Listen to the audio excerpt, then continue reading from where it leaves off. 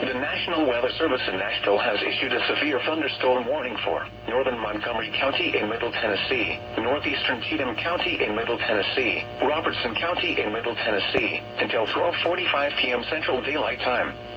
At 12:10 p.m. Central Daylight Time, a severe thunderstorm was located near Guthrie, or near Clarksville, moving southeast at 45 miles per hour. Hazard, 60 miles per hour wind gusts and nickel-size hail.